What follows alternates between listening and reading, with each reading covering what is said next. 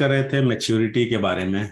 मसीह के पीछे चलना का मतलब ये नहीं है कि मैच्योरिटी नहीं होना चाहिए। Christ desires and seeks for our maturity, praise God. तो पौलुस कोरिन्थ की कलीसिया को जब ये पत्र लिखता है, वो यही चाहता है, पवित्र आत्मा में यही चाहता है कि जो मसीह में चुने गए हैं, जो कलीसिया जो मसीह का देह है, जो मसीह में बुलाए गए हैं, they should not remain immature, है मैं वो दुनिया के रीति से ना रहकर उनके अंदर एक मसीही मैच्योरिटी होना जरूरी है। इसके कारण इसी इसी कारण हम देखते हैं कि 5वें अध्याय में काफी चीजों को वहां पर एड्रेस किया गया है, और हमने पिछले हफ्ते उन विषयों के बारे में देखा है मैं। सबसे पहले हम एक दो आयत में 5वें अध्याय से पढ़कर मैं शुरू करना चाहूंगा। पहला कुरिन्थ 5 का 7वां आयत, वहां पर ऐसा लिखा है, get rid of the old yeast so that you may be a new unleavened batch as you really are, for Christ our Passover lamb has been sacrificed. पुराना खमीर निकाल कर अपने आप को शुद्ध करो कि नया गूंधा हुआ आटा बन जाओ, ताकि तुम अखमीरी हो, क्योंकि हमारा भी फसह जो मसीह है बलिदान हुआ है। Praise God.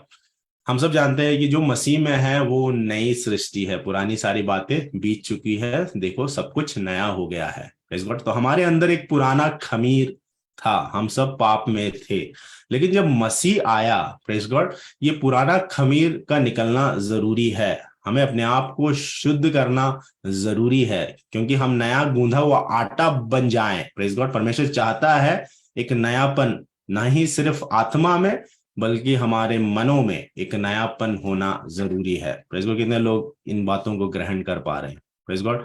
पुराना खमीर का निकलना जरूरी है, अपने आप को शुद्ध करना जरूरी है। और ये कैसे होता है? क्योंकि हमारे लिए मसीह जो फसह का जो मेमना है, द पैसओवर लैम्ब, वो हमारे लिए बलिदान हुआ है। तो ये जो नया होना, शुद्ध होना, पुराना खमीर का निकलना, ये मानुषिक बल के द्वारा नहीं हुआ है। ये परमेश्वर की इच्छा के अनुसार, परमेश्वर के सामर्थी आत्मा के अनुसार, उसके पुत्र के बलिदान से हमें ये नयापन मिलता है। Praise God. तो जो कलीसिया में है, और जो कुरिन्थ के कलीसिया में है, और आज जब हम 21वीं सदी में कलीसिया में हैं, हमारे और पवित्र आत्मा इन वचनों को इसीलिए भेजता है ताकि कहीं ना कहीं जो पुराना खमीर कहीं ना कहीं रह गया है हमारे व्यवहारों में या फिर हमारे सोच में, क्योंकि हम सब उस परफेक्शन की ओर बढ़ रहे, कोई भी परफेक्ट नहीं हुआ है। तो जब ये वचन हमारी ओर आते हैं, ये अवसर बनाता है हमें पहचानने के लिए कि हमारे अंदर वो पुराना खमीर क्या है, ताकि वो सब हम निकाल दें और अपने आप को हम शुद्ध करें और एक नया गूंधा हुआ आटा बन जाए। Praise God. ताकि हम अखमीरी हो जाएं, हमारे अंदर खमीर ना रहे, हम अखमीरी हो जाए, अनलेवेंड हो जाए, क्योंकि हमारे लिए फसह का मेमना, पैसोवर लैम्ब है ना, मेमने का लहू हमारे लिए बहा था, और मेमने के लहू में सामर्थ है, और वही सामर्थी लहू के द्वारा आज हम नए हुए हैं। Praise God. तो ये वचन मैंने इसीलिए इसीलिए मैंने ये पढ़ा फिर से, ताकि हमारा फोकस हमेशा उस पैसोवर लैम्ब जो यीशु मसीह है उसके ऊपर रहे। Praise God. क्योंकि जो भी हम डिसिप्लिन लेते हैं, प्रेज गॉड, डिसिप्लिन जब हमें किया जाता है, वहां पर यदि हम उस प्रेम को ना समझे तो कई बार हम उस डिसिप्लिन के कारण हम अपने हृदय को कठोर करके हम वहां से भाग जाएंगे। Praise God.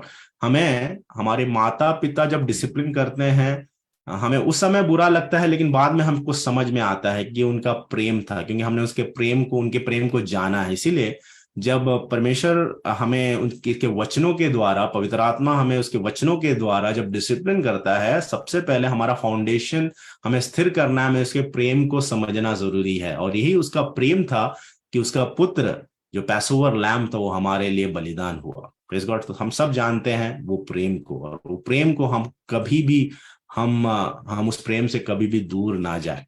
और एक वचन में जो उसके जो आखिरी आयत था 5वें अध्याय का, जो हमने पिछले हफ्ते देखा, वो फिर से पढ़ेंगे। 5 का 13 में वहां ऐसा लिखा है, गॉड विल जज दोज आउटसाइड।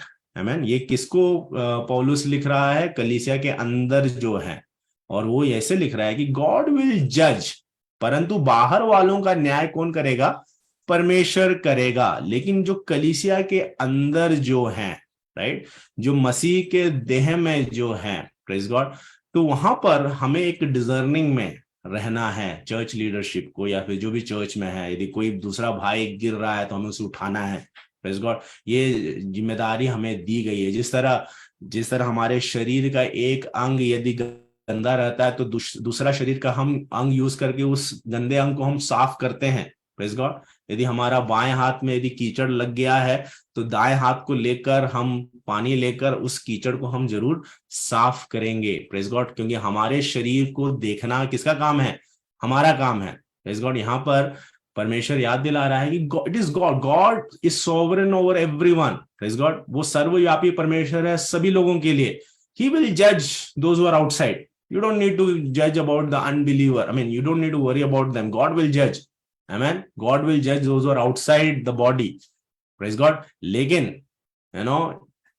बॉडी के अंदर, प्रेज गॉड, यदि कहीं भी दुष्टता है और पवित्र आत्मा वहां पर एक वर्ड यहाँ पर जो आखिरी आयत में दिखता है, expel the wicked person from among you. और यहाँ पर ये जो एक्सपेल करने के बाद किया गया है, प्रेज गॉड, अपने बीच में से निकाल दो, इसका मतलब ये नहीं है कि वहां पर ग्रेस नहीं था। प्रेज गॉड, यहाँ पर कई बार ग्रेस दिया भी जाता है, लेकिन कई बार लोग उस ग्रेस का गलत इस्तेमाल करते हैं, और कई बार वहां पर उस ग्रेस के उस डिसिप्लिन में लोग नहीं आते हैं। वहां पर एक डिसीजन लेना जरूरी है। प्रेज गॉड, यहाँ पर पांचवें अध्याय जब खत्म हो रहा है, वहां पर इस आयत को हम पढ़ते हैं। आमीन।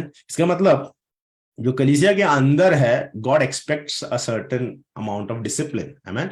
परमेश्वर चाहता है कि जो कलीसिया के भाग हैं, जो मसीह के देह में हैं, प्रेज गॉड, उसमें दुष्टता नहीं होना है। क्योंकि हम 5वें अध्याय में हमने देखते हैं 6 तरह के दुष्ट कार्यों का यहाँ पे वर्णन इसके आगे वाले इससे पहले इन कुछ आयतों में की गई थी। 6 तरह के दुष्कर्म, उसके बारे में वर्णन किया गया था। तो परमेश्वर व्यक्त तरीके से उसके वचन से बोलता है कि परमेश्वर के राज्य में दुष्कर्म का कोई भी जगह नहीं है। Praise God, hallelujah. तो पुराना खमीर का निकलना हमेशा जरूरी है। तो यही पश्चातल से हम अभी 6ठे अध्याय में आएंगे और उसका पहला आयत हम पढ़ेंगे। और यदि हम देखें 1 कोरिन्थियंस चैप्टर 6 में टोटल 20 आयत है, तो आज हम 1 से लेकर 11 आयत तक का मनन हम करेंगे। प्रेज गॉड, क्योंकि 1 से लेकर 11 आयत एक स्पेसिफिक टॉपिक के बारे में है, और उस विषय को आप शायद अपने बाइबल में आपके उस वो भाग का एक हेडिंग भी दिया गया है, आप पढ़ सकते हैं। लेकिन जब हम इन 11 आयतों को पढ़ रहे हैं, हम प्रार्थना करें कि पवित्र आत्मा हमारे अंदर वो प्रकाशन दे, हमसे बातें करे, क्योंकि ये सिर्फ उस टॉपिक पर ही लिमिटेड नहीं है, बल्कि कई चीजों में हमें ये मदद करेगा। Praise God, hallelujah. हमारे आत्मिक जीवन में भी, और हमारे कलीसिया के जो स्पिरिचुअल जो बाउंड्रीज है उसे सेट करेगा। Praise God. तो ये भागों को हम व्यक्त तरीके से आज हम मनन करेंगे। उसका 6ठा अध्याय का पहला आयत हम पढ़ेंगे। वहां पे इंग्लिश में ऐसे लिखा है, if any of you has a dispute with another. आमीन। क्या लिखा है? तुम में से किसी को यह हियाव है। राइट, मैं फिर से इंग्लिश में पढ़ रहा हूं। इफ, तो ये जो वर्ड कैसे शुरू हो रहा है? एक वर्ड से शुरू हो रहा है, इफ। या इफ का मतलब हिंदी में क्या है? यदि। राइट, मैं एक्चुअली सॉफ्टवेयर प्रोग्रामिंग बैकग्राउंड से आया हूं, और जब भी हम प्रोग्रामिंग लैंग्वेज लिखते हैं, वहां पर कंप्यूटर जो है एक मशीन है। तो कंप्यूटर को यदि कुछ भी बात बोलना है तो हमें उसको बताना पड़ता है कि यदि ऐसा है तुम्हें ऐसा करना होगा, यदि ऐसा नहीं है तो तुम्हें ऐसा करना होगा। तो वहां पर इफ एल्स का बहुत इस्तेमाल होता है हर एक प्रोग्रामिंग लैंग्वेज, क्योंकि कंप्यूटर मशीन है। राइट, तो यहां पर जब ये इफ यूज हो रहा है, इसका मतलब यह है कि एक व्यक्ति जब मसीह में आता है तो ये होना ऐसा नहीं है कि वो व्यक्ति मसीह में आने के बाद कभी भी डिस्प्यूट नहीं होंगे, दूसरों के साथ डिस्प्यूट होंगे। आमीन। जब परमेश्वर का वचन बोल रहा है if any of you has a dispute with another, इसका मतलब यह है कि मसीह के राज्य में भी जब हम कलीसिया में हैं, मसीह के देह के अंग हैं, इसका मतलब यह नहीं है कि वो अंगों के बीच में डिस्प्यूट कभी नहीं होगा। आमीन। डिस्प्यूट होंगे, कॉन्फ्लिक्ट्स होंगे जब तक हम इस मृतक शरीर में हैं, हमारे अंदर ये ह्यूमन पैशंस है, सिंफुल नेचर है, हमेशा डिस्प्यूट होने का चांसेस हर एक पल में है। और ये एक मसीही को व्यक्त तरीके से ज्ञात होना जरूरी है। कितने लोगों को समझ में आ रहा है हमें? We have to be aware. कई बार हम नाश में या फिर हम कई बार मसीह से दूर क्यों चले जाते हैं, हमें लगता है कि ऐसा कभी भी नहीं, हम इसके अवेयरनेस में नहीं रहते हैं, राइट। तो सबसे पहला चीज जो ये आयत हमें पवित्र आत्मा हमें याद दिला रहा है, जब पौलुस भी लिख रहा है, वो लिख रहा है if any of you, right, any of you का मतलब आप में से कोई भी, राइट, चाहे वो कलीसिया का कोई लीडरशिप में है या फिर मिनिस्ट्री पोजीशंस में है या फिर जो कलीसिया में एकदम नया भी आया है, जो एकदम नया बिलीवर है, जो अभी अभी परमेश्वर के राज्य में आया है, कोई भी, if any of you has a dispute with another, है तुम में से किसी को ये याद है कि जब दूसरे के साथ झगड़ा हो, या तो झगड़ा हो सकता है, क्योंकि ये जो शैतान है वो अभी भी इस दुनिया का देवता है और हम इस दुनिया में हैं, राइट। तो शैतान हमेशा चाहता है कि डिस्प्यूट कहीं ना कहीं परमेश्वर के बच्चों के बीच में हो, आमीन। तो वो फूट डालने की कोशिश करता है। तो परमेश्वर का वचन बोल रहा है if any of you has a dispute with another, do you dare to take it before the ungodly for judgement instead of before the Lord's people. यहां पर इफ स्टेटमेंट के बाद पौलुस एक बहुत ही एक व्यक्त तरीके से एक सवाल वहां पे उठा रहा है और पूछ रहा है कि क्या तुम हियाव कर सकते हो? Do you even dare, right.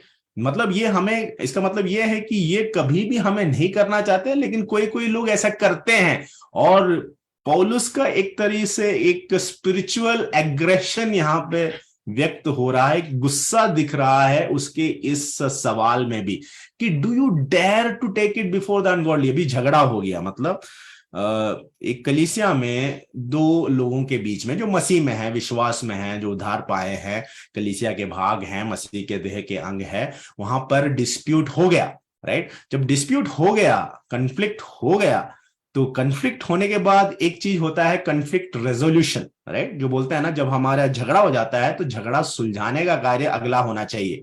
लेकिन अभी यहां पर क्या हो रहा है कुरिन्थ की कलीसिया में, और आजकल हम आज की कलीसिया में भी हम देख सकते हैं, ये हो रहा है कि वो झगड़ा सुलझाने के लिए लोग उस प्रॉब्लम को लेकर अपने आप को दूसरों के सामने पेश कर रहे हैं, अनगॉडली के सामने, जो अधर्मी हैं, जो मसीह पे विश्वास नहीं करते, जो मसीह के उस राज्य में, मसीह के जो परमेश्वर के पुत्र के प्रकाश के राज्य में नहीं आए हैं, उनके पास जा रहे हैं जजमेंट के लिए instead of before the Lord's people, right. तो कलीसिया कई लोगों का एक समूह है, जैसे हम बोलते हैं ना, बुलाए गए, चुने गए लोग, है ना, बुलाए गए, called out people. We were in the world, we were called out, आमीन। और जब कॉल्ड आउट पीपल के बीच में एक झगड़ा हो रहा है, डिस्प्यूट हो रहा है, कॉन्फ्लिक्ट हो रहा है, कॉन्फ्लिक्ट रेजोल्यूशन होना जरूरी है। लेकिन यहां पे पौलुस गुस्से से एक क्वेश्चन पूछ रहा है कि do you dare to take it. यानी कुछ लोग वहां ऐसे थे जो उस झगड़े को लेकर वो दूसरों के सामने जा रहे हैं जो कलीसिया के बाहर है। और हमने 5वें अध्याय के आखिरी भाग में क्या देखा? Expel anyone who is wicked, right. मतलब जो कलीसिया के बाहर है उनके अंदर क्या है? दुष्ट स्वभाव है, वो अभी भी मसीह में नहीं आए हैं, उन्हें उद्धार नहीं मिला है। तो जो उद्धार पाए हैं वो कहां जा रहे हैं? कलीसिया के बाहर जा रहे हैं। जो दुष्टता में है, जो अनगॉडली हैं, जो अधर्मी हैं, जो मसीह के उस धार्मिकता में नहीं आए हैं, प्रेज गॉड, उनके पास जा रहे हैं कि हमारे झगड़े को आप जज करो, राइट। और पौलुस चाहता है कि आप ऐसा ना करें, आप परमेश्वर के जनों के बीच में उन झगड़ा को सुलझाएं। तो एक बात मैं यहां पे व्यक्त कर देना चाहता हूं कि this is not talking about something that is breaking of the law of the land, है ना। हर देश का एक लॉ होता है, प्रेज गॉड, एक नियम होता है, राइट। ये क्रिमिनल एक्टिविटी के बारे में यहां पे नहीं बता रहे, राइट। क्रिमिनल मतलब कोई मर्डर कर दिया, तो मर्डर कर दिया इसका मतलब ये नहीं है कि सब कुछ अंदर ही सुलझा दो, नहीं। वहां पर लॉ ऑफ द लैंड आता है, praise God, so that has to be judged by the law of the land. लेकिन यहां पर पौलुस उन बातों को उठा रहा है जैसे कुछ कुछ डिस्प्यूट्स होते हैं, राइट, भेदभाव होते हैं, राइट। कुछ लोग कुछ सोचते हैं, कुछ लोग मिसअंडरस्टैंड कर लेते हैं और फिर उनके बीच में डिस्प्यूट हो जाता है, और उस झगड़े को सुलझाने के लिए लोग मसीह के उस समूह में ही नहीं रुकते, वो बाहर जाते हैं, जो लोग अधर्मी हैं उनके पास जाके उसका सोल्यूशन ढूंढते हैं। और पौलुस कुरिन्थ की कलीसिया को बोल रहा है कि ऐसा हमें नहीं करना चाहिए। Praise God. और आज भी परमेश्वर की आत्मा हमें यही बताता है कि हमें भी ऐसा नहीं करना चाहिए। इसका मतलब यह है कि परमेश्वर की आत्मा ये नहीं बोल रहा है कि हमें झगड़ा करना चाहिए और फिर झगड़ा को हम दूसरे के पास जाके हम सुलझाना चाहिए। सबसे पहला चीज जो पवित्र आत्मा बोल रहा है कि हमारे बीच में भेदभाव होंगे, प्रेज गॉड, लेकिन वो भेदभाव जब हो रहे हैं तो हमें परमेश्वर की उस आत्मा के अधीन में रहकर परमेश्वर के जो जन जो वहां पे नियुक्त किए गए हैं उनके पास पहले जाकर उस झगड़े को सुलझाने की हमें एक कोशिश करनी चाहिए। तो ये हर तरह का डिस्प्यूट हो सकता है, रिलेशनशिप में हो सकता है, प्लीज गॉड, कई जगह पे फाइनेंशियल तरीके से लेन देन होता है, किसी ने उधार दिया, किसी ने वापस नहीं दिया और वहां पर एक फूट हो गया, प्लीज गॉड। तो ये इस तरीके के जो छोटे मोटे भेदभाव या मिसअंडरस्टैंडिंग होते हैं, मिसकम्युनिकेशंस होते हैं, और जिसके कारण दो लोग डिस्प्यूट में चले गए हैं, तो ये सबको सुलझाने के लिए हमें मसीह के लोगों के बीच में पहले जाना चाहिए जो परमेश्वर ने नियुक्त किया है। Praise God, hallelujah. तो ये बात से पौलुस शुरू करता है इस अध्याय को, और आज हमारे और भी ये वचन आया है। हम उसके दूसरे आयत और तीसरे आयत को हम मिलकर पढ़ेंगे। Praise God. यहां पर कंटिन्यूएशन है। देखिए, अभी दूसरे आयत में पौलुस और तीसरे आयत में क्वेश्चंस पूछ रहा है, राइट, क्वेश्चंस पूछ रहा है। यहां पर एक लेटर लिख रहा है, यानी लेटर क्यों लिख रहा है, क्योंकि पौलुस को कुछ बातों का ज्ञात हुआ है। प्रेज गॉड, कहीं से खबर मिली है कि ऐसा ऐसा हो रहा है। तो अभी जब रेस्पॉन्ड कर रहा है पौलुस सीधा उनको डायरेक्टिव कुछ स्टेटमेंट नहीं बोल रहा है, उनसे क्वेश्चन पूछकर उनके अंदर से ही वो एक तरीके का एक पश्चाताप वो लाना चाहता है। दूसरे आयत में वो बोलता है, और डू यू नॉट नो, क्या तुम नहीं जानते, राइट, क्या तुम नहीं जानते, और डू यू नॉट नो। तो इसका मतलब जब ये क्वेश्चन हम सुन रहे हैं, डू यू नॉट नो, क्या तुम नहीं जानते, इसका मतलब यह है कि मसीह के संग चलने का एक बहुत इंपॉर्टेंट एक जो कैरेक्टरिस्टिक या फिर एक गुण एक मसीही का यह होना चाहिए कि जानने की कोशिश करना चाहिए। समझ रहे हैं? आप जब मसीह में आते हैं, आप ऐसे ही नहीं बैठे कि मुझे दूसरे लोग आके मेरे अंदर स्पून फीड करके देंगे। आपको जानने की इच्छा रखना है। इसीलिए बाइबल स्टडीज में अटेंड करना, बाइबल के वचन सुनना, बाइबल पढ़ना, जानना, मसीह को जानना। हम मसीह को कैसे जान सकते हैं? उसके वचन के द्वारा ही जान सकते हैं, राइट। तो इसीलिए क्वेश्चन का महत्व हम सबको जानना है। डू यू नॉट नो, क्या तुम नहीं जानते, यानी नॉलेज का होना जरूरी है। और यहां पर कहीं ना कहीं ये जो कुरिन्थ के कलीसिया में ये चीज की कमी थी, इसके कारण ही, राइट, ये इन गलत गलत चीजों में पड़ रहे थे। तो क्वेश्चन हम देखेंगे यहां क्या लिखा है, do you not know that the Lord's people will जज द वर्ल्ड, राइट। ये क्वेश्चन बोल रहा है कि क्या तुम नहीं जानते कि पवित्र लोग जो कलीसिया के भाग हैं, जो मसीह में हैं, जो उद्धार पाए हैं, जो कलीसिया मसीह के देह के अंग है, जो पवित्र लोग हैं, वो एक दिन जगत का न्याय करेंगे, क्या तुम नहीं जानते, राइट। तो ये अभी पौलुस सीधा बाइबल को कोट कर रहा है। देखिए, तो कोई भी समस्या का यदि समाधान हम ढूंढते हैं तो उसका सॉल्यूशन बाइबल में ही दिया गया है। और पौलुस पवित्र आत्मा में बाइबल का वचनों का इस्तेमाल करके, जो बाइबल में पहले से ही प्रकाशन आए हैं, उन बातों का इस्तेमाल करके कुरिन्थ की कलीसिया में करेक्शंस को ला रहा है।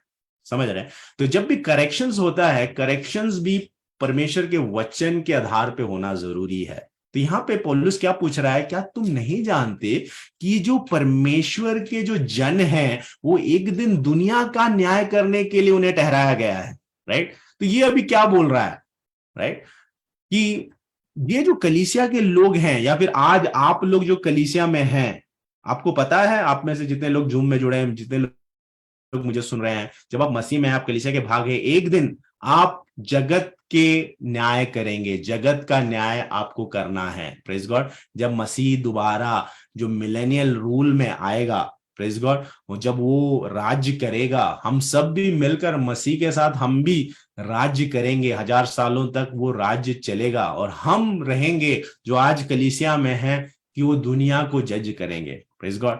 और वो बोल रहा है कि यदि मसीह के लोग जो कलीसिया के भाग हैं, यदि वो एक दिन दुनिया को जज करेंगे, क्या वो आज उनके पास इतना क्षमता नहीं कि ये जो छोटे छोटे झगड़ों का वो न्याय ना कर पाए, राइट? तो तुम लोग ये जो छोटे छोटे झगड़े लेकर जब तुम बाहर जा रहे हो, क्या तुम भूल गए हो कि जो कलीसिया में जो मसीह के देह के अंग हैं, वो एक दिन दुनिया का न्याय करेंगे?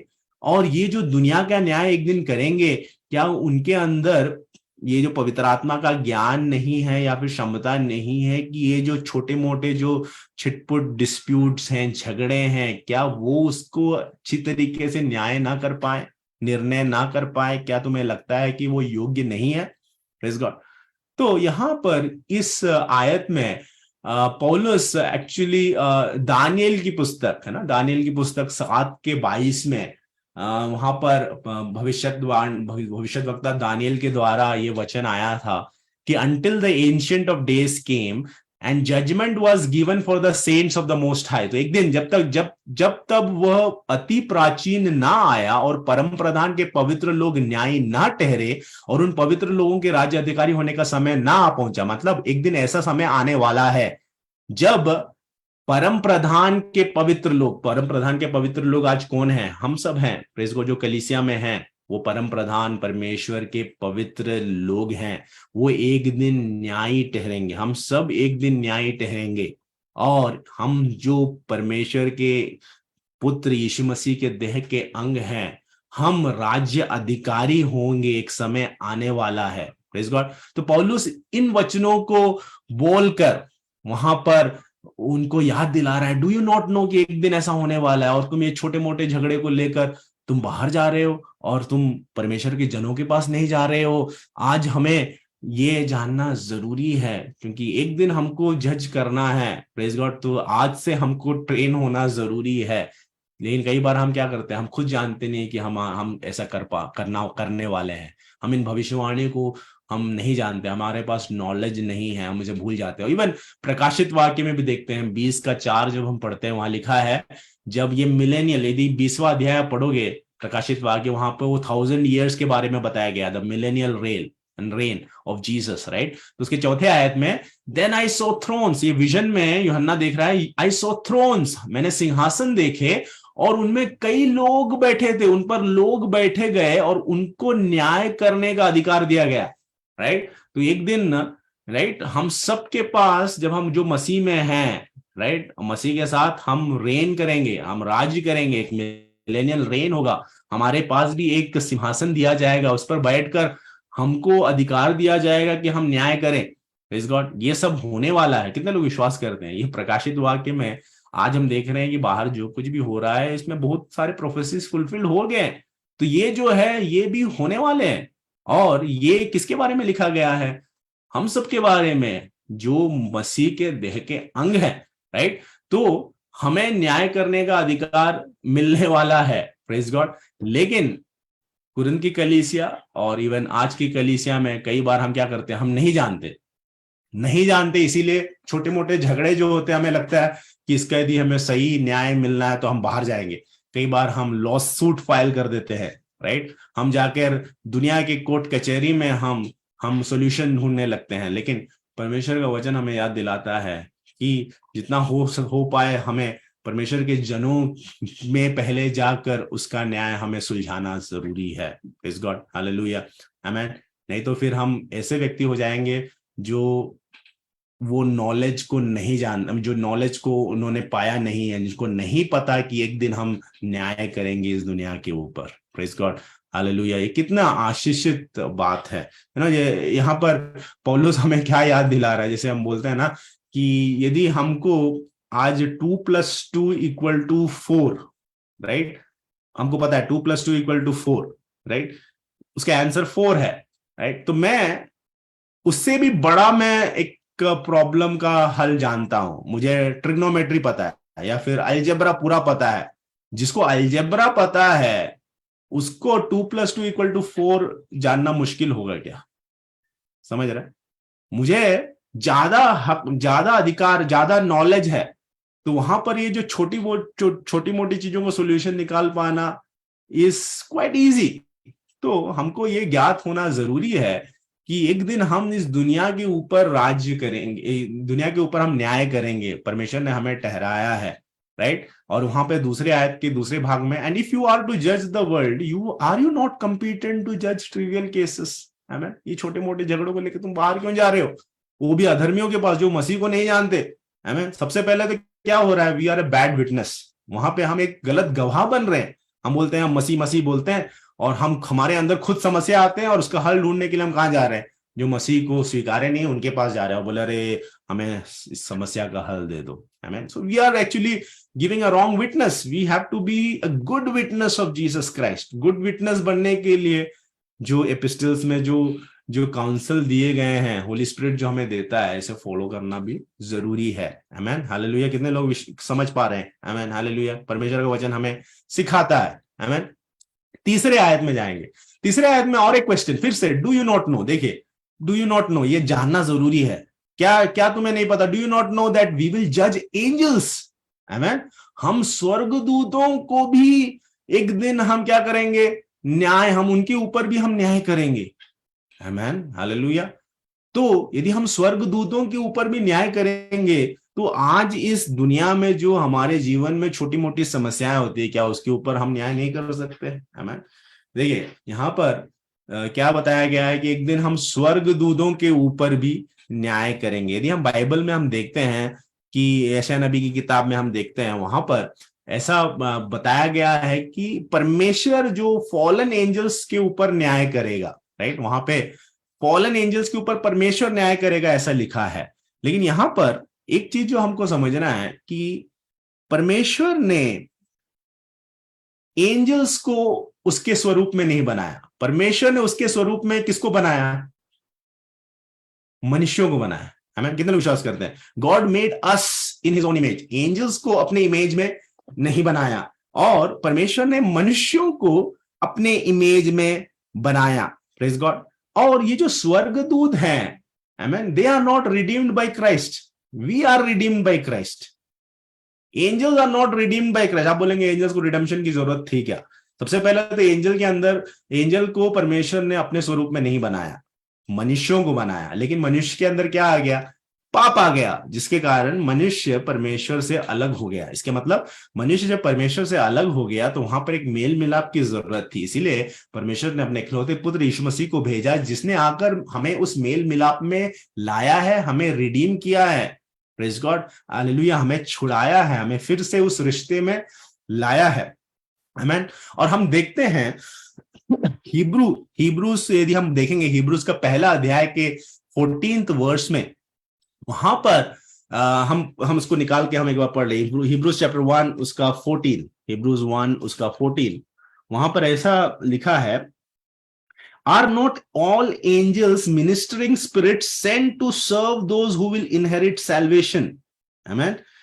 यदि हिंदी में यदि कोई पढ़ सकता है, हिब्रू 1:14, इब्रानी की पत्री 1:14। क्या वे सब सेवा टहल करने वाली आत्माएं नहीं, जो उद्धार पाने वाले के लिए सेवा करने को भेजी जाती है? तो ये जो सेवा टहल करने वाले जो स्वर्गदूतों के बारे में लिया है, उनको जो उद्धार पाए हैं उनको सर्व करने के लिए परमेश्वर भेजता है, राइट। हम सब जानते हैं, हमारे घर में यदि कोई सर्व करता है या फिर सर्वेंट आते हैं, राइट, हम उनको बोलते हैं बर्तन मांजो, घर पोछा करो। और वो बर्तन मांजने के बाद, पोछा करने के बाद कहीं ना कहीं धूल यदि बाकी रह जाता है, हम जज करते हैं, राइट। हम बोलते हैं देखो आपने आज बर्तन ठीक से नहीं मांजा, इसमें सोप लगा है, राइट, आप इसे ठीक से कीजिए। या फिर आपने आज झाड़ू ठीक से नहीं किया। वो सर्व करने आए थे और हम जो सर्व कर रहे हैं, हम उनके उस सर्विस को जज करते हैं, क्योंकि वो हमें सर्व कर रहे हैं, राइट। तो ये एंजल्स जो हमें सर्व करने के लिए जो मिनिस्टरिंग स्पिरिट्स भेजा गया है, प्रेज गॉड, यहां पर परमेश्वर की पवित्र आत्मा में पौलुस याद दिला रहा है, do you not know that we will जज एंजल्स ऑल्सो। आमेन। तो यदि हम स्वर्गदूतों के ऊपर यदि हम न्यायी ठहरे गए हैं, how much more we have been kept as a जज to the things of this life. तो यदि जीवन में यदि कॉन्फ्लिक्ट होते हैं या फिर कलीसिया के अंदर यदि फूट होते हैं, परमेश्वर ने हमें उस उद्धार में लाया है, उसके पवित्र आत्मा का ज्ञान हमें दिया है, प्रेज गॉड, और उसका डिजर्निंग हमें दिया है। परमेश्वर के जन के बीच में ही काफी चीज सुलझ सकते हैं। कितने लोग आमीन बोलेंगे? हालेलुया। आप में से कई लोगों को परमेश्वर काउंसिल देगा, आमीन, डिजर्निंग स्पिरिट देगा, ताकि आप सही तरीके से कॉन्फ्लिक्ट को आप हेल्प कर पाएंगे, कॉन्फ्लिक्ट को रिजॉल्व करने के लिए, आमीन। यदि कलीसिया के हर एक अंग ये जान जाएंगे, देखिए कलीसिया जो मसीह का देह है कितना खूबसूरत हो जाएगा। लेकिन आज हम देखते हैं मसीह के देह के अंग ही एक दूसरे के साथ फूट कर रहे हैं, और जो दूसरा अंग है उसको पता ही नहीं है कि ये जो फूट है इसको उनको जज करने के लिए, इसको रिजॉल्व करने के लिए उन्हें रखा गया है। Praise God. सब अलग अलग अलग, और फूट होने के बाद क्या हो रहा है? मसीह के नाम की बदनामी हो रही है, बुरा विटनेस हो रहा है, क्योंकि ये सारा फूट लेके कहाँ जा रहे हैं? दुनिया के कोर्ट कचहरी में जा रहे हैं, दुनिया के उन लोगों के पास जा रहे हैं जो अधर्मी है, जो मसीह को नहीं स्वीकारे हैं। Praise God. हम 3 आयत तक ही पहुंचे हैं, मैं जल्दी आगे जाऊंगा। हमने दानियल देखा, रेवलेशन देखा, हम आगे जाएंगे। 1 कुरिन्थ उसका 6 अध्याय का 4 आयत में हम जाएंगे। अभी ये सवाल पूछने के बाद, देखिए सवाल क्यों पूछते हैं? सवाल पूछने का मतलब यह है कि हमारे अंदर एक रेवलेशन आए, एक ज्ञात आए। ये सवाल सुनने के बाद हम एक क्षण हम थम जाए, बोले हाँ ये तो वाकई में हमने नहीं सोचा था, ये तो वाकई में परमेश्वर के वचन में लिखा है, राइट, ये सब होगा। हम स्वर्गदूतों के ऊपर न्याय करेंगे, हम एक दिन हम मसीह के संग दुनिया के ऊपर हम न्याय करेंगे, हम ये भूल गए थे। ये सब क्वेश्चन पूछने के बाद 4 आयत में पौलुस लिख रहा है, देयरफॉर, इसीलिए, right, so if you have disputes among about such matters, do you ask for a ruling from those whose way of life is scorned in the church? सो यदि तुम्हें सांसारिक बातों का निर्णय करना हो तो क्या उन्हीं को बैठाओगे जो कलीसिया में कुछ नहीं समझे जाते हैं? Praise God, hallelujah. तो कई बार हम क्या करते हैं? डिस्प्यूट सुलझाने के लिए उन लोगों के पास जाते हैं जो 5वें अध्याय के आखिरी कलीसिया के बाहर रखा गया, क्योंकि वो दुष्ट है, जो मसीह को नहीं जाने, उनके पास जाते हैं, प्रेज गॉड, हम इन डिस्प्यूट को सुलझाने के लिए, राइट। और 5वें आयत में बोल रहे हैं, हम ऐसा करते हैं, आई से दिस टू शेम यू, मैं इसीलिए बोल रहा हूं ये सब ताकि आप सब शर्मिंदा हो जाओ, लज्जित हो जाए। यदि आपने ऐसा किया है तो आप लज्जित हो जाओ, यदि ऐसा किया है, क्योंकि यदि आपने ऐसा किया है तो ये परमेश्वर के वचन के अनुसार गलत है, प्रेज गॉड। और वो और एक क्वेश्चन पूछ रहा है, is it possible that there is nobody among you wise enough to judge a dispute between believers? वो बोल रहा है, क्या सचमुच तुम में से एक भी बुद्धिमान नहीं मिलता? नहीं, तो परमेश्वर क्या बोल रहा है? परमेश्वर बोल रहा है कि शायद सब लोग बुद्धिमान नहीं होंगे, लेकिन एक तो होगा, प्रेज गॉड। इसीलिए खोजना जरूरी है, प्रेज गॉड। कई बार हम सीख नहीं करते, राइट, हम समस्या को लेकर सीधा उसका एक राई का पहाड़ बना देते हैं, प्रेज गॉड। शायद एक छोटा सा एक राई का टुकड़ा होगा जो एक समस्या लाया होगा। यदि उस राय के टुकड़े को हम लेकर उस बुद्धिमान जो परमेश्वर के चुने हुए जन है उसके पास जाएंगे, वो हमारे और परमेश्वर का वचन भेजेगा, जिससे हमें ये पहचान मिल जाएगी कि जो समस्या खड़ा हुआ है ये तो राई का टुकड़ा है, इस राई के टुकड़े को पहाड़ बनाने की कोई जरूरत नहीं है और वो समस्या सुलझ जाएगी, प्रेज गॉड। ये बुद्धिमान के वचनों के द्वारा ही होगा, प्रेज गॉड, हालेलुया। लेकिन कई बार क्या करते हैं, हम नहीं जाते, हमें लगता है कि कलीसिया में कोई नहीं है, प्रेज गॉड। और ये परमेश्वर का वचन बोल रहा है कि ये पॉसिबल ही नहीं है। यदि कलीसिया है और कलीसिया के अंदर पवित्र आत्मा का कार्य है, पवित्र आत्मा की नदी बहती है, प्रेज गॉड, वहां पर परमेश्वर का कार्य सामर्थ उतरा है, यदि वो अलाइव चर्च है। कई बार डेड चर्च में शायद पॉसिबल हो सकता है कि एक भी ना मिले, लेकिन यदि church is alive, at least there would be one person, right, who will be wise enough to judge a dispute between believers, praise God। तो हमें सीख करना जरूरी है। 6 आयत में, but instead, लेकिन क्या करते हैं हम? क्या करते हैं? but instead, वरन हम क्या करते हैं? one brother takes another to court and this in front of believers। लेकिन इसके बजाय हम क्या करते हैं? उस छोटे से उस समस्या को लेकर, प्रेज गॉड, हम उसका हल कलीसिया के अंदर ही हम नहीं सुलझाने की कोशिश करते, उसको लेकर हम कोर्ट में चले जाते हैं। और हम किसके सामने ये सब कर रहे हैं? अविश्वासियों के सामने? क्या हम एक अच्छे विटनेस बन रहे हैं? राइट, कल को शायद जब हम उसके पास जाएंगे गॉस्पेल शेयर करने के लिए, प्रेज गॉड, हम यीशु मसीह का नाम उसको बांटेंगे, वो सबसे पहले क्या देखेगा? हमारे जीवन को देखेगा। राइट, तो इसीलिए बोलते हैं हमारा जीवन क्या है? It's a fifth gospel. Right, मत्ती, मरकुस, लूका, यूहन्ना, ये तो 4 गॉस्पेल हुए सुसमाचार, लेकिन एक 5वां सुसमाचार है, वो हमारा जीवन है, हमारी जीवन शैली है, हम कैसे जीते हैं। Praise God. तो यदि वो व्यक्ति ने हम वो 5th गॉस्पेल ही वो पढ़ता है, क्योंकि शायद वो बाइबल ना पढ़े लेकिन वो 5th गॉस्पेल जरूर पढ़ता है, जो हमारा जीवन है, वो देख रहा है कि कैसे मैंने ये जो समस्या आई तो मैंने जो कलीसिया के भाई है या फिर उसको मैं कोर्ट में ले गया। राइट, ये झगड़े का न्याय लेने के लिए। और परमेश्वर का वचन हमें आज कॉशन दे रहा है कि हम ये ना करें। This shows maturity. Amen. Hebrews 6:1 इसीलिए मैंने पढ़ा पहले, दिस शोस मैच्योरिटी। आमेन।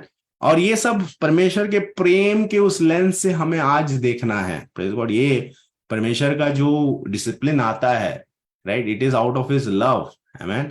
और ये डिसिप्लिन को हमें स्वीकारना है। ये डिसिप्लिन को हम कैसे स्वीकारते हैं? जब हम इस पे चलेंगे। Praise God, hallelujah. हम आगे जाएंगे, उसके 7 और 8 को हम पढ़ेंगे। आमेन। वहां पे लिखा है द वेरी फैक्ट, आमेन, परंतु सचमुच, very fact that you have lawsuits among you means you have been completely defeated already. Right, तो अभी कुरिन्थ की कलीसिया का हाल क्या है कि वो कलीसिया के बीच में एक भाई दूसरे भाई के खिलाफ क्या क्या दिया है? कोर्ट में जाके केस दिया है। राइट, एक लॉ सूट जाके उसने फाइल किया है। तो ये अभी क्या दिखाता है कि you have been completely defeated already. हाँ, तुम मसीह में आए थे, तुम हर रोज चिल्ला के कहते हो कि मैं मसीह में आजाद हूं, मैं मसीह में आज मैं विक्टोरियस हूं, लेकिन अभी हम ऐसा करते हैं। यदि आप ऐसा कर रहे हो, प्रेज गॉड, यदि कलीसिया के अंदर, प्रेज गॉड, जैसे पहले आयत में, दूसरे आयत में, तीसरे आयत में जिस तरह पौलुस लिखा कि ऐसा नहीं करना चाहिए, यदि तुम कर रहे हो, उसका मतलब क्या है? You have been completely defeated already. Praise God, आप पहले से ही हार गए हो। हमारे जीवन में यदि हमें विजय देखना है, प्रेज गॉड, तो हमें जो 1 से लेकर 6 आयत तक जो हमने पढ़ा, उन कार्यों को हमें हमारे जीवन में लागू करना है। प्रेज गॉड, डिस्प्यूट्स को लेकर हम बाहर ना जाकर, कोर्ट कचहरी में ना जाकर, उससे पहले हम अंदर ही सुलझाने की कोशिश करें। प्रेज गॉड, यहाँ पर और 2 सवाल 7वें आयत में पौलुस पूछता है, why not rather be wronged. Right, वरन आप अन्याय क्यों नहीं सहते? राइट, तो इसमें मसीह जीवन का एक और पहलू यहाँ पर पौलुस पवित्र आत्मा में खुलासा कर रहा है, अन्याय को सहना। Right, why not rather be wrong, why not rather B cheated. यदि कोई हमें धोखा देता है, राइट, मसीह जीवन का मतलब ये नहीं है कि कोई हमें धोखा नहीं देगा। धोखा देगा, हमारे खिलाफ काफी ताड़नाएं आएगी, हमें काफी अन्याय का सहना पड़ेगा, हानि सहना पड़ेगा। Praise God. तो लेकिन 8वें आयत में क्या लिखा है? Instead you yourself cheat and do wrong. Right, हम सहते नहीं है, लेकिन हम खुद जाके दूसरों को हम धोखा देते हैं, हम दूसरों को हानि पहुंचाते हैं। और हम किसके खिलाफ ये कर रहे हैं? हमारे भाइयों और बहनों के खिलाफ कर रहे हैं। Praise God. तो ये जब मैं पढ़ता हूं 7 और 8, आमेन, मुझे याद आता है मत्ती का सुसमाचार, उसका 5वां अध्याय से जो पहाड़ी उपदेश जो यीशु मसीह ने दिया था। प्रेज गॉड, वहां पे क्या लिखा है? हम वो वचन को भी हम जल्दी से पढ़ लेंगे। मत्ती 5 का हम पढ़ेंगे 9 से लेकर 11। आमीन। वहां पे यीशु मसीह के वचन है, पहाड़ी उपदेश है। वहां पे लिखा है, blessed are the peacemakers for they will be called the children of God.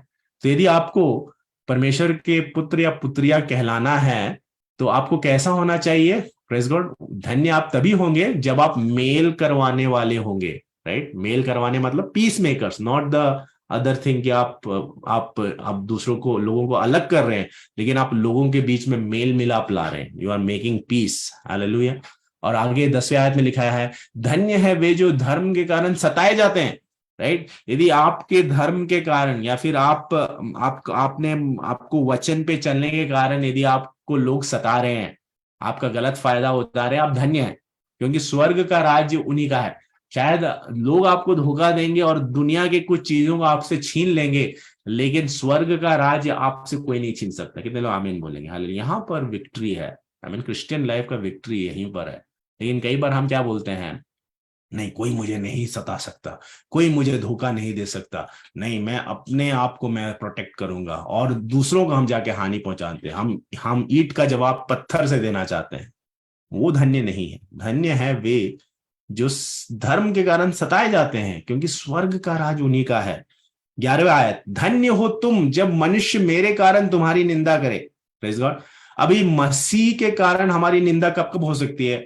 यदि मसीह की जीवन शैली या फिर मसीह के वचन के ऊपर हम जब चलते हैं, उसके कारण यदि लोग हमारा गलत फायदा उठाएं, प्रेज गॉड, और हमारी निंदा करें, हमें सताएं और झूठ बोल बोलकर हमारा विरोध से सब प्रकार की बुरी बात कहें, हमें हमें हमें कोई गलत केस में फंसा दें या फिर हमें जेल तक ले जाएं, हम धन्य हैं। Praise God. तो आज जब हम देखते हैं कि काफी जो जो हम देखते हैं कि काफी जो पास्टर्स होते हैं, जो इवेंजलिस्ट होते हैं, उनके खिलाफ गलत गलत केसेस लगा के उन्हें जेल में बंद किया जा रहा है।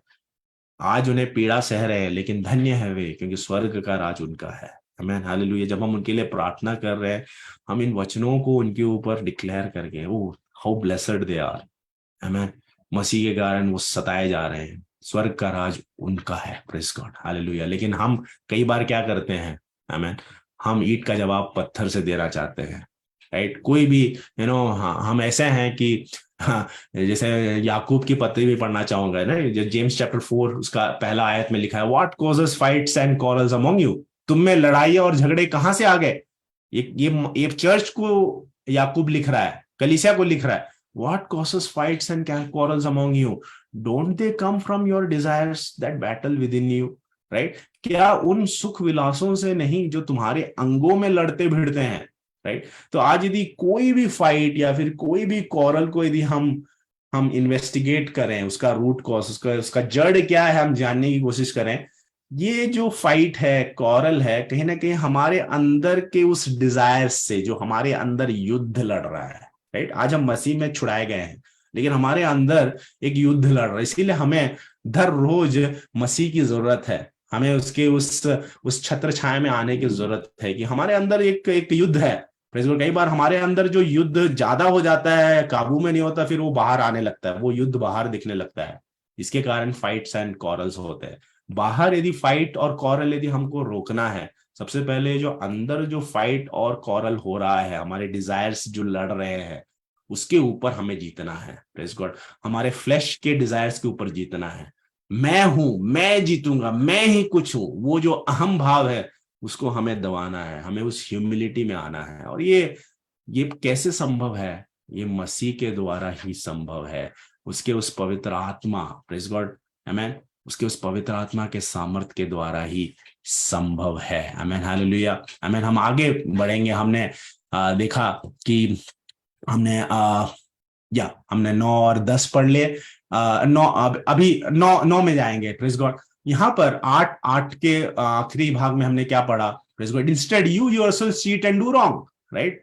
हम नहीं चाहते कि लोग हमें चीट करें, हम जाके लोगों को चीट करते हैं। हम नहीं चाहते कि लोग हमारा गलत इस्तेमाल करें, इसीलिए हम पहले से लोगों का गलत इस्तेमाल करते हैं, उनको हम उनके खिलाफ हम कुछ गलती कर देते हैं, और वो भी भाई बहनों के खिलाफ हम करते हैं। प्रेज गॉड, ऐसा हमें नहीं करना चाहिए।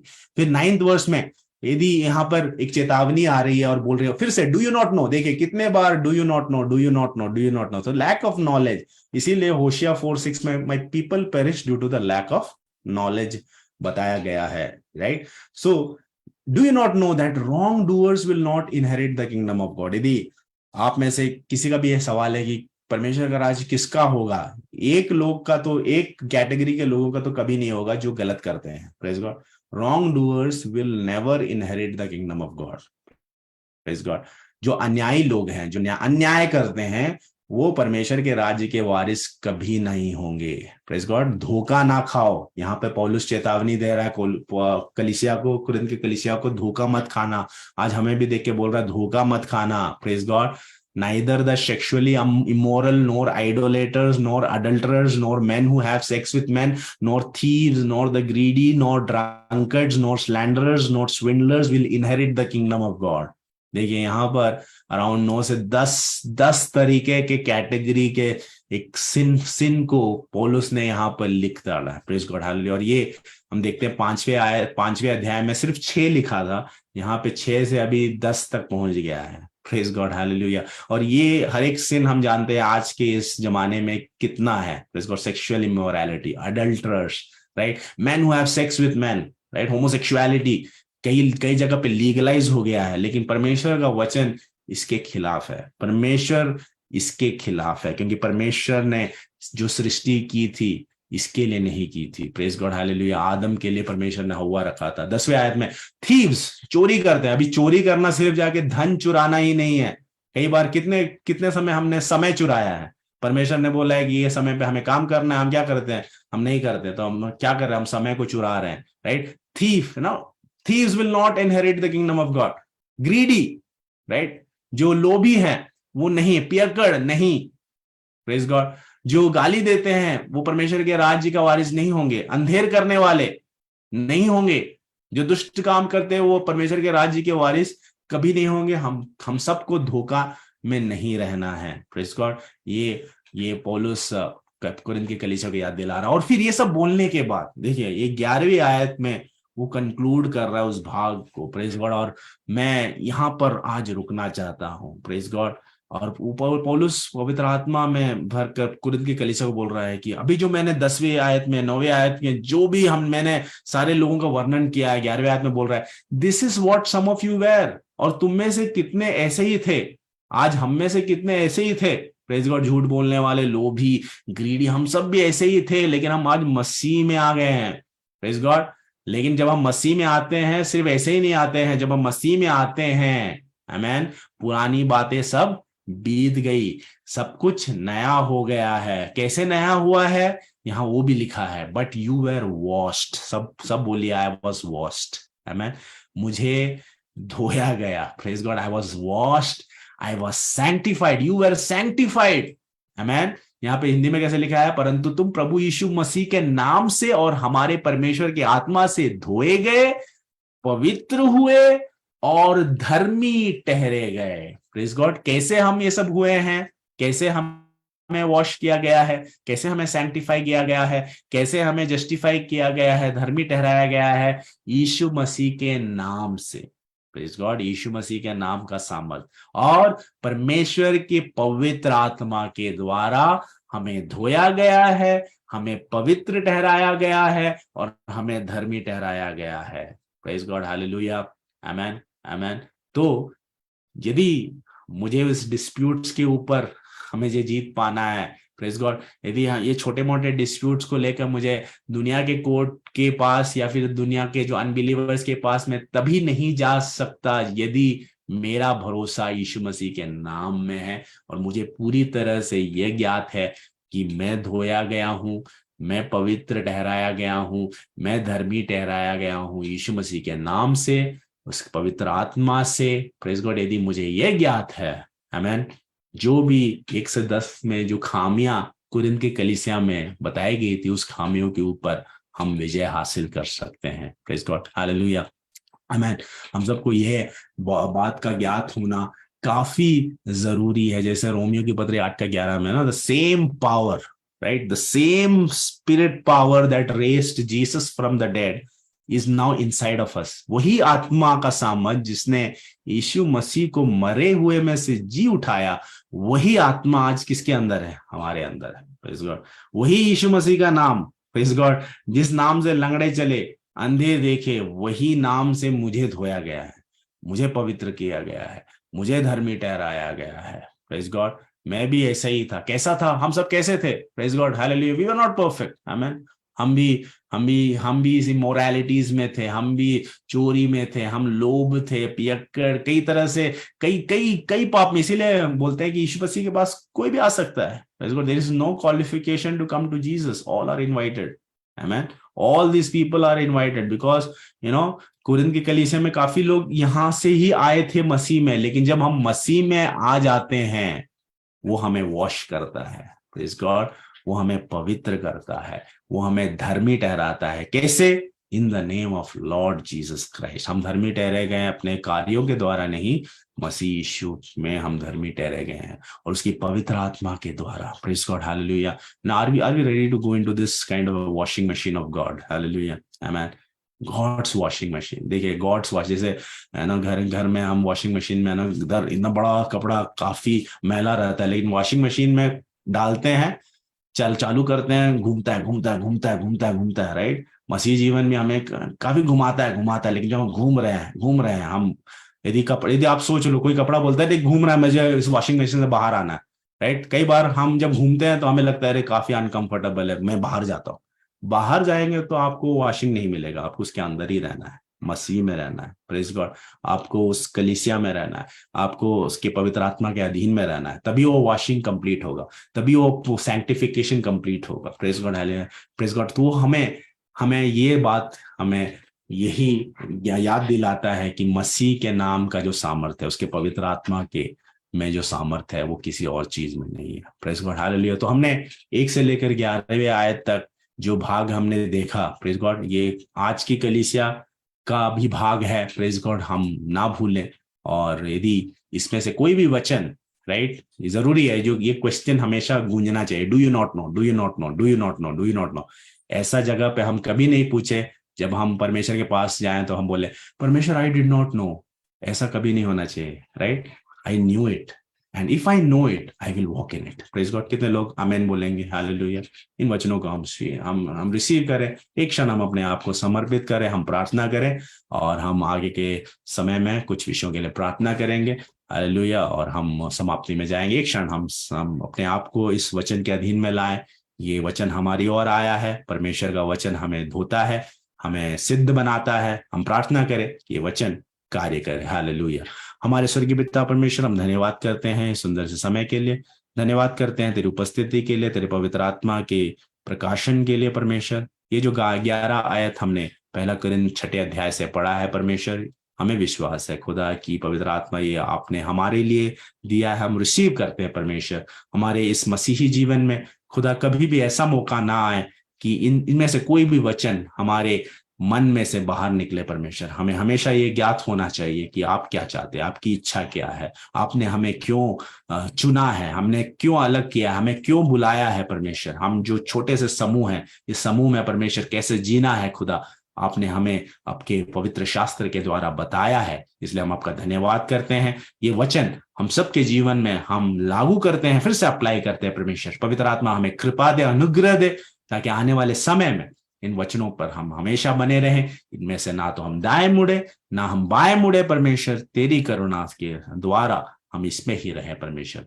हम प्रार्थना करते हैं जितने भी बच्चों ने इन वचनों को सुना है, उनके ऊपर तेरा अनुग्रह रहे। ये वचन परमेश्वर, हालेलुया हालेलुया, बीज के समान हमारे हृदय में बोया गया है। विश्वास करते हैं हम अच्छी जमीन बने, ताकि ये फलदायी बने, परमेश्वर। धन्यवाद तेरे वचनों के लिए, धन्यवाद तेरी उपस्थिति के लिए, धन्यवाद तेरे नाम के लिए, जो सामर्थी नाम यीशु मसीह का नाम। धन्यवाद तेरे पवित्र आत्मा के सामर्थ्य के लिए, वही आत्मा का सामर्थ्य जिसने यीशु को मरे हुए में से जी उठाया, वही आत्मा आज हमारे अंदर वास करती है, वही हमें हालेलुया उस पुनरुत्थान की ओर ले जाएगी। धन्यवाद धन्यवाद धन्यवाद धन्यवाद तेरे इस ब्लेसड होप के लिए, परमेश्वर। ये प्रार्थना यीशु के नाम से मांगते हैं, सुना और ग्रहण और कबूल करना पिता, आमीन आमीन।